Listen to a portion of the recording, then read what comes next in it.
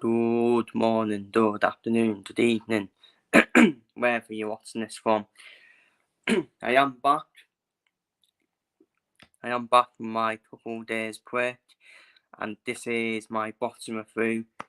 This is my bottom through from the past weekend, where it was a very busy bottom weekend, wasn't it? Where we were in LA for the 12th first Madrimov card, and where we were at Ortwell Barnsley, where we saw Terence Simpson and Sat J card as well.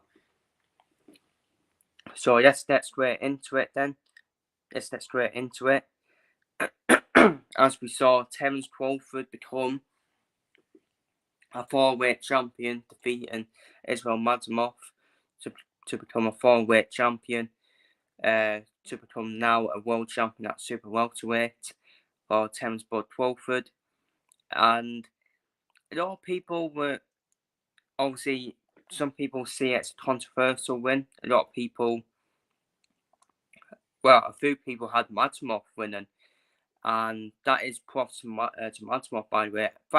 By the way, I thought Crawford won the fight for me. Close fight, very close, competitive fight. Crawford was then hit a lot, wasn't he? He was then hit a lot by Madrimov, and it just shows that the casual fans, that Madrimov is really good. He is a really good fighter. And that, you have to say, it was probably Crawford's toughest test so far. But once again, levels were shown for me. Madrimov just had that inexperience, didn't he, on knowing how to win against an elite level opponent like this. Crawford, as much as it wasn't Crawford's best performance, he still managed to win. And that's what great fighters, this is what elite fighters do. When they're not having a good performance, they still end up winning. And for me, Crawford still won the fight for me. He still won the fight for me by 2 rounds. By 2 rounds at best for me. And Crawford as well, I still thought he had double the output. He had more double output than Madrimov. So, but yeah, what's next for Crawford? Obviously, the Canelo Alvarez fight doesn't look like it's going to happen now, which is good. I don't want that fight to happen because we have weight divisions for a reason. Crawford would be doing up 2 weight divisions to fight Canelo Alvarez for a big paycheck. That's about it. Because it wouldn't be a close fight, Canelo versus Crawford. We have weight divisions for a reason. And Terence Crawford should focus on becoming undisputed at super welterweight. Continuing that, well, he's got the legacy already, but continuing to add that unbelievable resume of Terence Crawford. And the fight I would make next for Crawford is obviously going to be his mandatory, Everton Nabin. That's his mandatory. So that's the fight I would make next. As for Madrimov, he'll come again. Madrimov will come again. He's a good fighter for this weight division. Very good fighter. One of the best fighters in this weight division for me, Madrimov. So, a comeback fight against Brian Mendoza. They're back to winning weights. And I would love to see, once Madrimov gets back to winning weights in his winning weights fight, I would love to see Madrimov up against the winner of Boruchuk. Boruchuk or 30 Ortiz. I would love to see that, to be honest with you. In the long term. So, but Terence Crawford, then I think it showed, didn't it? I've been stepping up to super welterweight. It did show during the fight as well for Crawford. Not to start the inactivity since Errol Spence Jr. Since that Errol Spence Jr. win as well. But Crawford did what he needed to do, and that's what elite fighters do. They still managed to win. And you don't give Crawford the benefit of the doubt. He is stepping up to super welterweight as well. So once he's grown into that weight, I think he's just going to be unstoppable. Then Terence Crawford, and I think he'll be undisputed in no time at super welterweight as well. In my opinion, is super welterweight going to be the last weight class for Terence Crawford? Because at the end of the day, Terence Crawford, he hasn't got many years yet for me in him. So I reckon super welterweight will probably be his last weight division for me. And he stopped heads for God's sake as well, Crawford. He stopped heads as well. So, but we'll wait and see. We'll wait and see. But up next then, obviously we are obviously starting off with the Crawford Madrimov card, and before we spoke about Crawford Madrimov, the main event, we saw Jose Valenzuela upset Isaac Cruz to become WBA super lightweight champion, which was pretty much Isaac Cruz, who has been the aggressor, against Jose Valenzuela, who has got the better boxing skills. And for me, the better boxing skills defeated the aggressor for me. Jose Valenzuela, he is a better boxer than Isaac Cruz. Isaac Cruz only has that one style where he goes straight in and be the aggressor. And that's what happened. The boxer ended up defeating the aggressor. And what brilliant performance from Jose. It was a brilliant boxing performance from Jose as well. A brilliant boxing performance. He won it comfortably for me. He won the fight comfortably against Isaac Cruz. Had the better boxing skills as well. And better boxing IQ. The better boxing IQ won the fight for me. I wouldn't say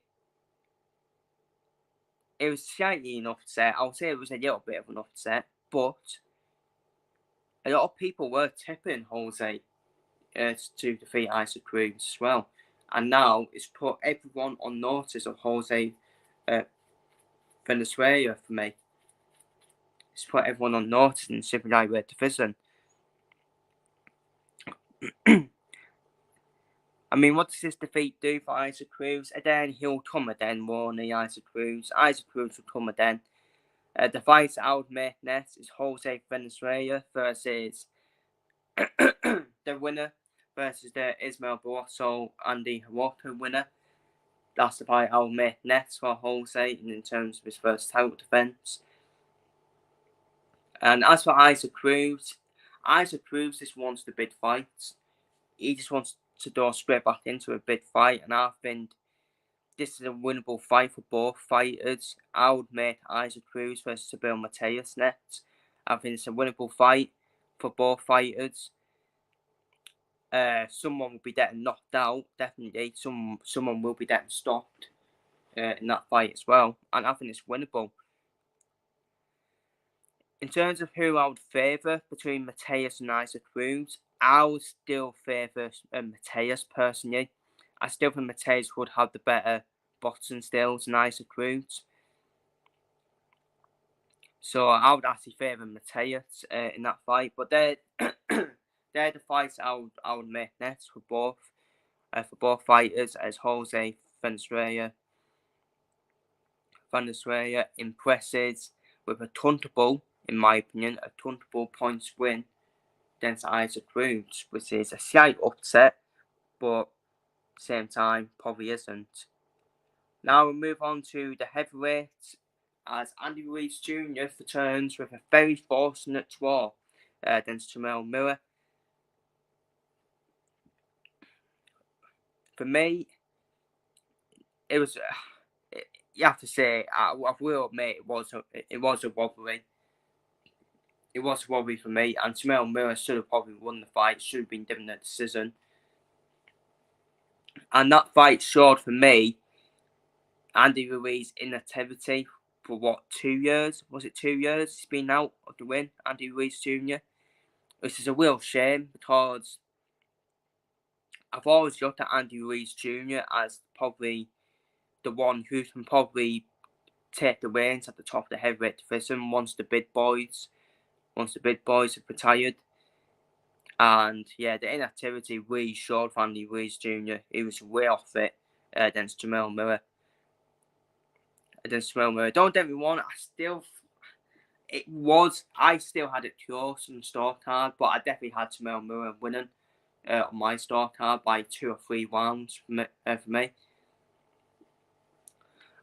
But karma's a bitch, isn't it, Tamil Miller? Karma's a bitch. So I'm sorry, but I'm not being sympathetic for Tamil Miller when he's a serial trud cheat. When he's a serial trud cheat for me, I don't like Tamil Miller. I think he's all talk. He doesn't really back up his talk either. I don't think he's a good boxer either. I don't think he's a good boxer or fighter either, Tamil Miller. Probably beyond some sumo wrestling, to be honest with you, Tamil Miller. Big baby, they all call him. Well, Tamil Miller is a soft baby on shoots. That's what he is, Tamil Miller. So, yeah, sorry, not being sympathetic for him. I'll call out what Tamil Miller is. He's the same with Trudgy. So I actually wish Andy Ruiz did that at what we win, to be honest with you.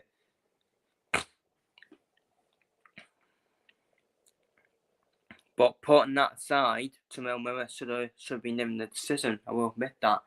Apparently, we're not done dead the rematch. We don't seem to be dead in the rematch. I think Turkey said he was impressed with Tamil Miller's performance and he's going to give him a big fight.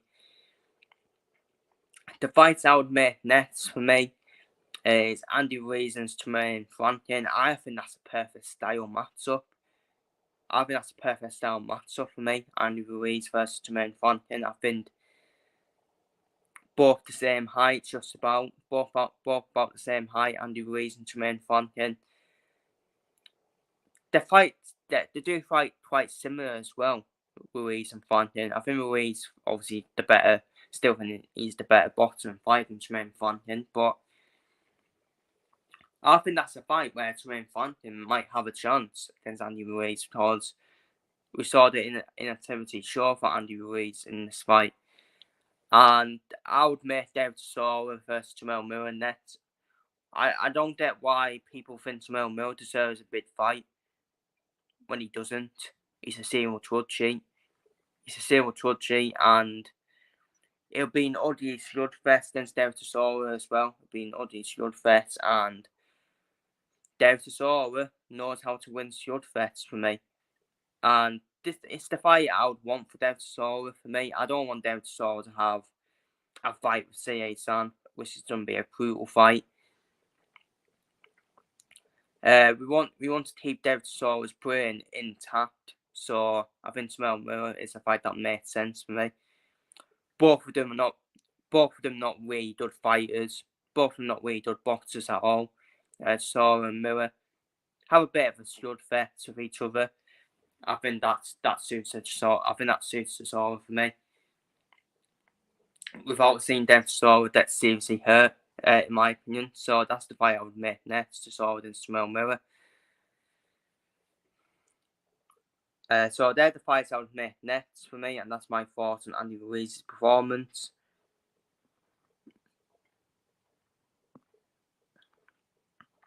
Up next, then, I'm staying in the heavyweight division. Martin Bakole. I think he's becoming a real problem.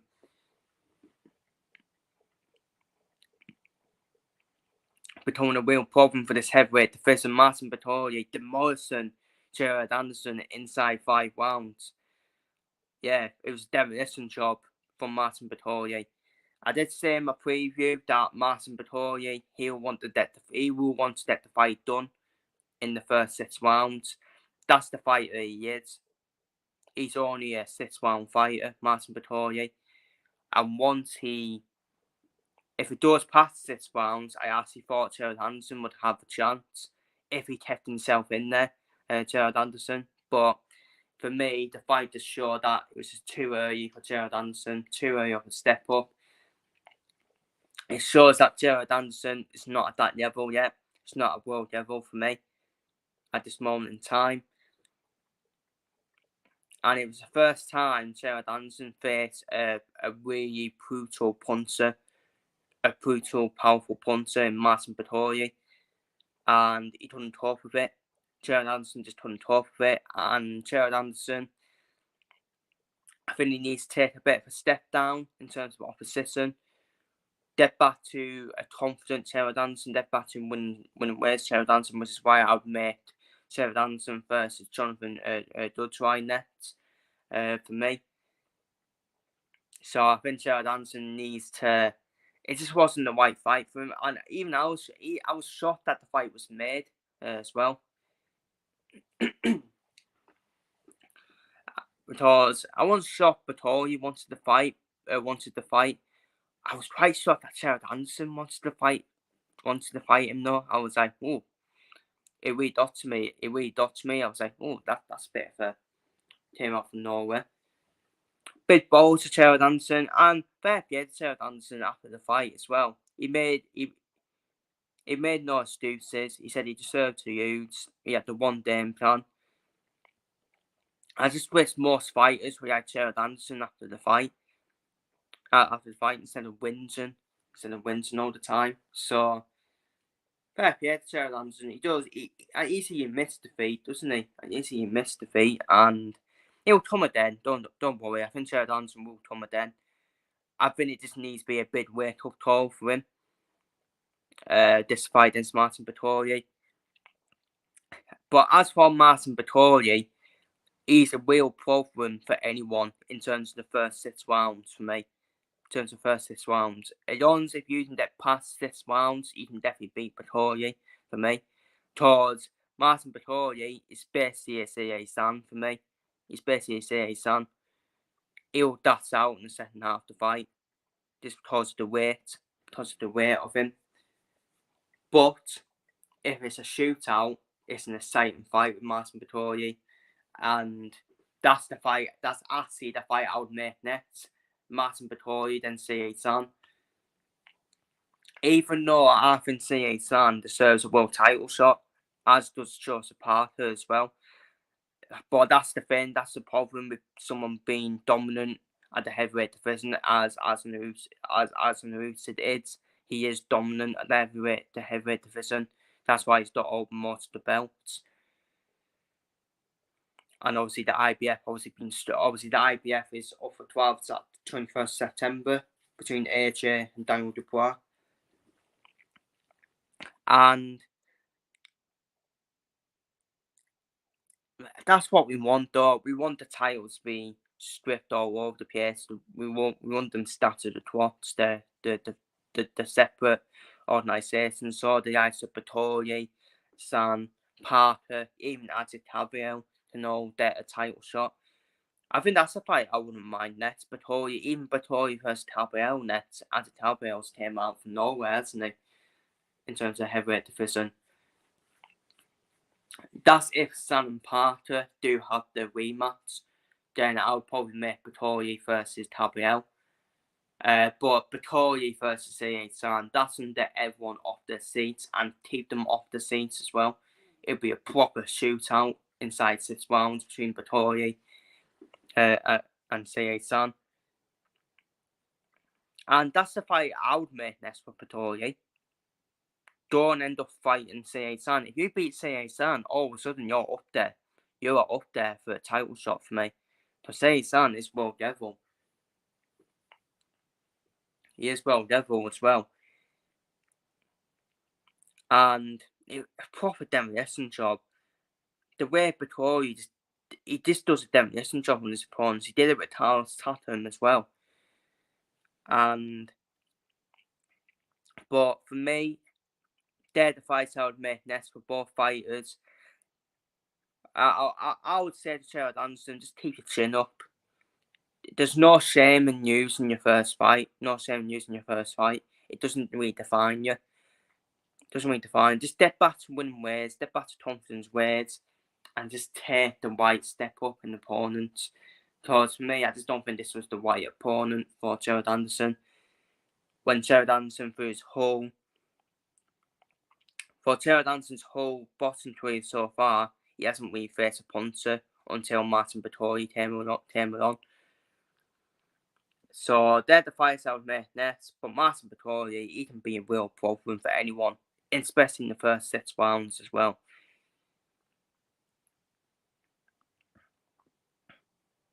But moving on. David Morrell. We saw David Morrell also on the card. Bit of an underwhelming performance for David Morrell against Terence. But it was still a dominant win for David Morrell on his light heavyweight debut. So yeah, another one who is moving up from super middleweight and not taking any more of Canelo Alvarez's nonsense. And Canelo Alvarez is ducking. So Morrell and Benavidez thought to themselves, you know what, yes, let's move up to the light heavyweight and we can day it on. I think that's a future fight to have at the light heavyweight division between Morrell and Benavidez. For me, David Morrell, he didn't use his feet and reflexes enough for me in the fight. Didn't use it enough. But we can give David Morrell the benefit of the doubt. Because at the end of the day, David Morrell, he was moving up to light heavyweight. He was moving up a weight division. This was his light heavyweight debut. So we can give David Morrell the benefit of the doubt on why he did slightly underwhelm in his performance. And the fight I would make next for David Morrell is Alexander Volstick for me. I think that's the fight to make next for me. Obviously, Volstick ended up fighting David Benavidez not so long ago. Benavidez ended up winning, so why not make Morrell versus Volstick next for that fight?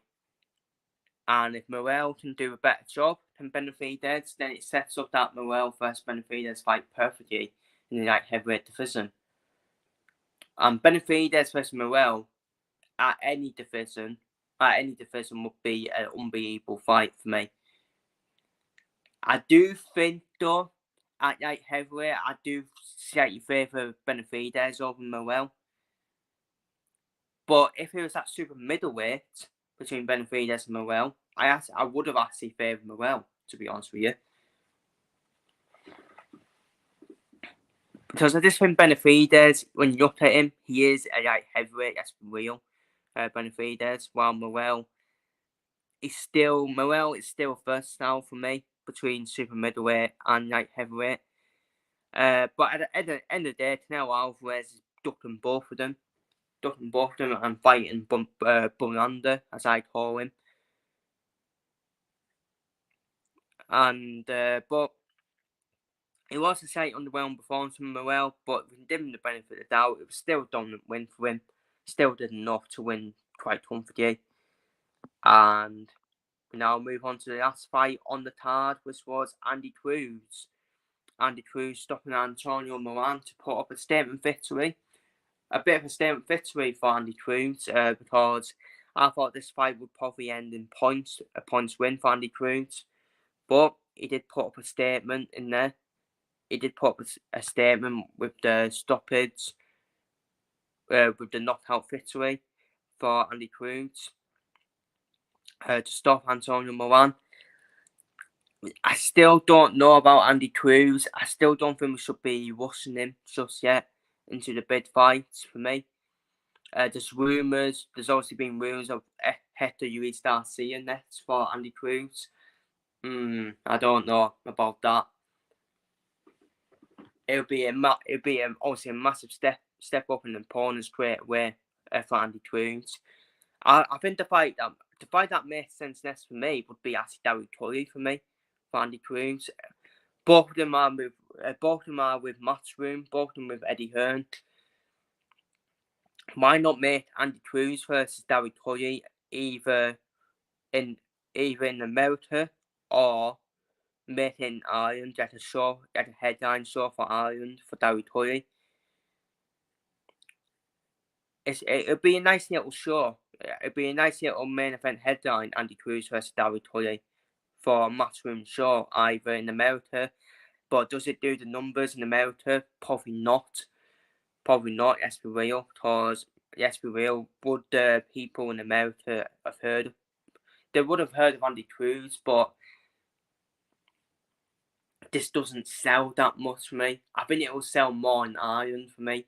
Andy Cruz has started playing like a small Matchroom show.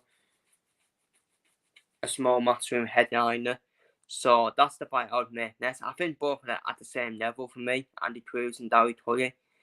But obviously, I would favour Andy Cruz than Darry Tully for me. CIE for me. And we don't need to watch Andy Cruz. They shouldn't need to watch Andy Cruz either. Just keep on taking the white step-ups at a time. Because I don't really like the Hector Ruiz Garcia fight for Andy Cruz. I just feel I don't know, it's winnable, don't even want. It is a winnable fight, but I still think it's a bit too early for Andy Cruz to face an experienced opponent like that, for me. But we do move on now to the card on Sky Sports and Boxer, where we saw, obviously, the Tam Simpson Satchey card, where we saw Tam Simpson defeat Satchey to become British and Commonwealth Super Middleweight Champion. Close fight for me. I really do not doubt what the judges were watching in terms of the start card for me. Maybe it was because it was in Barnsley and every punch Tam Simpson landed, the Barnsley crowd were cheering. But it was a close fight for me. Tam Simpson did win. He did win the fight for me, definitely. But for me, again, I only started it by 2 rounds for me. I don't think Satchey was that bad for me. I just think Satchey just didn't do enough. Didn't do enough in the fight for me, Satchey, to win the fight. It looked like to me, Tam Simpson, in the end, Tam Simpson was just too big. It was just too big for Satchey. For me. For me, I still think Satchey still got the right team for me. Still got the right team, still got the right trainer. I didn't think Satchey bossed that badly, to be fair, in my opinion. He didn't win the fight, though. He didn't do enough, Satchey. I think Satchey did boss the right way, but he doesn't do it enough, utilising that jab. Utilising that jab from Satchey. And Tam Simpson,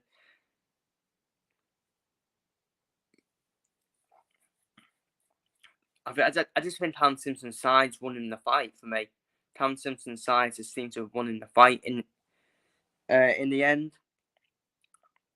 Their physical sides and look, for me, Satchey will come again. And I think the right fight next for Satchey would be the March Efforts rematch. Obviously, he did use the March Efforts Satchey, but that was under his previous trainer. I actually think with the team Satchey's got now, with the team and talks Satchey's got now, I think Satchey can easily avenge that defeat on March Efforts for me. As for Tam Simpson, I know he's been told now Chris Eubank Jr. Not interested in that fight, honestly. Not interested because we all want Chris Eubank Jr. to fight for a world title, don't we? We all want him to fight for a world title, Chris Eubank Jr. And Tam Simpson will just be a bit of a... I don't know, maybe it'd be an even matchup. It would be an even matchup, don't get me wrong, but with what we expect from Chris Eubank Jr., it's not the fight to be excited about, in my opinion. Because we want Chris Eubank Jr. to fight for world titles. I don't think the Tam Simpson fight really excites anyone, apart from probably Boxer and obviously the Barnsley crowd. At Oakwell Stadium fight, Tam Simpson, Chris Eubank Jr. Chris Eubank Jr., the third biggest British name behind Tyson Fury and Anthony Joshua. Yeah, it's a big fight. It'll be a big stadium fight, yeah, for Barnsley. But if you would have put that fight at Wembley, people would be like, you having a laugh. Not having enough from Chris Eubank Jr. headlining, because Chris Eubank Jr. he is a showman. He knows how to sell his fights and wind his opposition up. But That's what I'm saying. It's Tam Simpson, though. I'm not being disrespectful to Tam Simpson, but it's Tam Simpson. Obviously, Chris Valenzuela against Conor Benn. Well, obviously, that's going to sell out a big stadium, isn't it? Because of the rivalry the fathers had. And I still think that's going to be the fight that's going to happen, Chris Valenzuela and Conor Benn. I think that will still happen for me.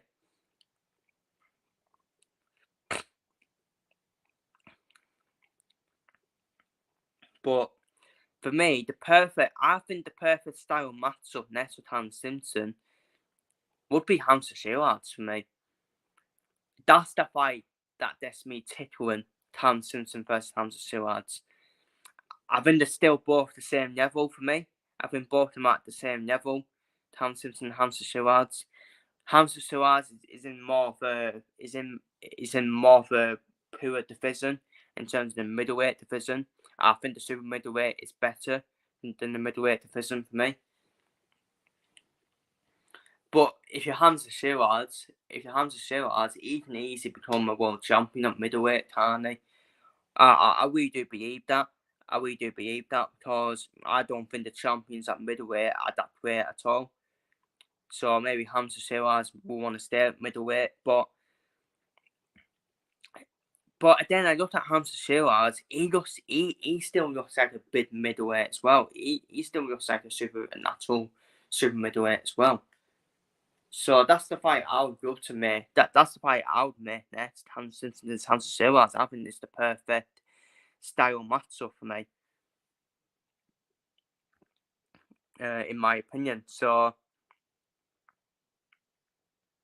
but yeah, massive congratulations, a well-deserved win for Tam Simpson to become British and Commonwealth Super Middleweight Champion. Be interested to see who's next for Tam Simpson. Be interested to see who's next. Obviously, now move on to Caroline Dubois. As we move on to Caroline Dubois with a pretty much pitch-perfect performance to win the WBC interim lightweight title. I think Caroline Dubois could easily be elevated as the full champion, the full WBC champion, and if she is, and which she should be, I'm sorry, I don't want to be a promoter for Caroline Dubois, but Katie Taylor's done a lot for women's boxing. For Katie Taylor, you should retire all your belts. Stop holding the lightweight division up. Katie Taylor is now fighting Amanda Serrano in an undisputed super lightweight title shots. So if that fight's happening, Katie Taylor should be vacating all the belts, and Caroline Dubois should be fighting. Caroline Dubois' next fight should be fighting for the WBC lightweight title, the vacant WBC lightweight title. And the fight I would make next to Caroline Dubois versus Makahead. Obviously, we saw Makahead against Santel Cameron. Caused a few problems to Santel Cameron, didn't she? So, but Santel Cameron still obviously won that fight. Because Santel Cameron is an absolute tank for me. And Caroline Dubois, it was a pretty much pitch-perfect performance from her. And she had the movement. Every time Maneo was kept on coming forward. Dubois had the movement. She had the feints as well. And Caroline Dubois sees better defensively than her brother Daniel Dubois for me. I think Caroline Dubois is better defensively than her brother. But yeah, but you can still say though it is a difference in men and women's boxing as well. Let's be real. But Caroline Dubois, I think she's the better Dubois for me. I think she's a huge talent. I think she's got the explosiveness as well, as we saw in the knockdown during the fight as well. And her next fight for me has to be for a world title. And Tate Taylor should vacate, so it should be for a vacant world title. which is the 13th WBC world title for me. So that's the fight I would make next. Up next on the card, obviously, absolute chaos and carnage.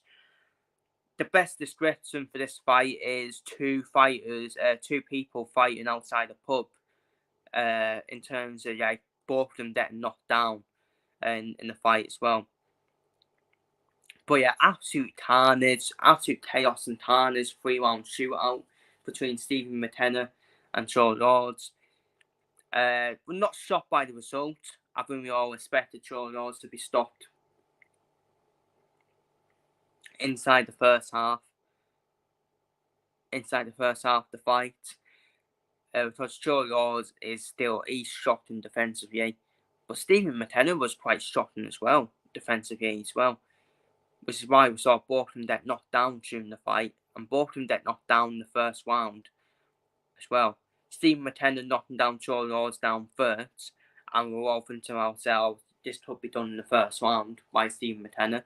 And Charles Lords turns back and decides to knock Stephen Mckenna down himself in the first round. Absolute chaos in the first round.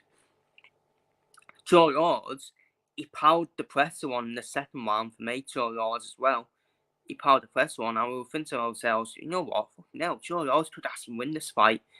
Stephen Mckenna's under pressure here. And then the third round, Stephen Mckenna got his act together, completed the job, did the job, finished the job off on Charles Lords in the third round, in a 3-round shootout. And for me, from that fight, that showed for me, Stephen Mckenna shouldn't take a step up just yet for me. Shouldn't take a step up just yet. So the fight I would make next for Stephen Mckenna is the Sam D fight. And then that would be an absolute war for me. And I still think both of them are at the same level for me. I still think Mckenna and Sam D are at the same level. But I would love to see another war fest in the fight. So I would love to see Stephen Mckenna and Sam D, and even see, we could actually make Charles Lords then US Queen. Charles Lords and US Queen as Charles Lords' next fight. Because Queen and they both obviously recently fought. So the use of the fight, which is obviously Queen, should fight Charles Lords. And then Stephen Mckenna should fight Sam D, in my opinion. So they're the fights I would make next for both of them. But still a lot to learn from Stephen Mckenna. I don't think he'll be happy with the win, but I don't think he'll be happy with his performance in terms of the defensive aspect as well. Because it's not a good sign when you get knocked down by Charles Lords, with all due respect. And finally, the final fight we've done with Ruiz is the WBA number 2 in the middleweight division. Conor Coyle returned from his injury problems with a controlled points victory over Tyrell Lomte.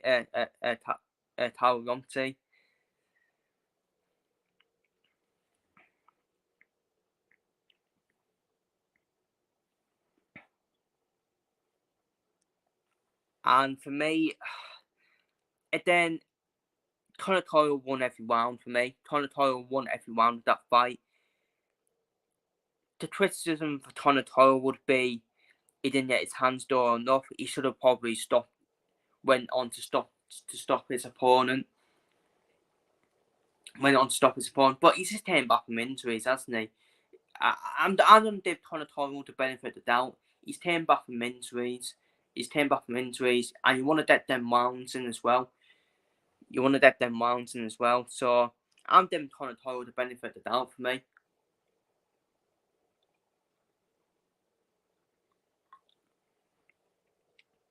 I'm giving Conor Coyle the benefit of the doubt. I don't think he deserves any criticism for me. He's came back from injuries. It's all about getting the rounds in as well. And I don't think Conor Coyle should go straight into that massive fight with Shane Mosley Jr., which is a WBA, which would be a WBA eliminator for, I think it's Esmandi Lara's belt, I think it is, a middleweight belt. So I don't think Conor Coyle should go straight into that eliminator fight for me. I still think he needs another fight for me. And the fight I would make next with Conor Coyle is Liam Williams. Liam Williams fight next. Pretty much easy fight for Conor Coyle. An easy fight for Conor Coyle. A winnable fight for him. And it's the fight where I think Conor Coyle's next fight, he needs to get stoppage for me. He needs to get stoppage, and I think Liam Williams is the perfect opponent for that.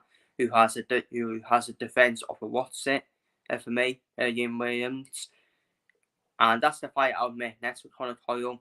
Get stoppage win over Liam Williams, and then you can go straight into that eliminator fight with Shane Mosley Jr. That's what I'll do. But that is it for my bottom of the food. That is it for what you could call it, bottom of the food show, if you like. But that's it for my bottom of the food. I will be back with the next bottom of the food at the weekend, which is going to be for Luis Alberto Lopez versus Antonio Neal, and Sergey Bohachuk versus Fergus Ortiz Jr. fights. So it will be a bit of a short review show this weekend, because they're the only two fights to review for me. So I'll see you all for the next bottom review. And yeah, if you're watching this on paper, feel free to leave your thoughts down below in the comments. Take care, stay safe, see you later, and I'll see you all in the next video. As we will leave it on this, the main headline. The main headline: Terence Crawford defeating Israil Madrimov to become a 4-weight champion, to add to his incredible boxing resume. So take care, stay safe, see you later, as Terence Crawford becomes a 4-weight champion.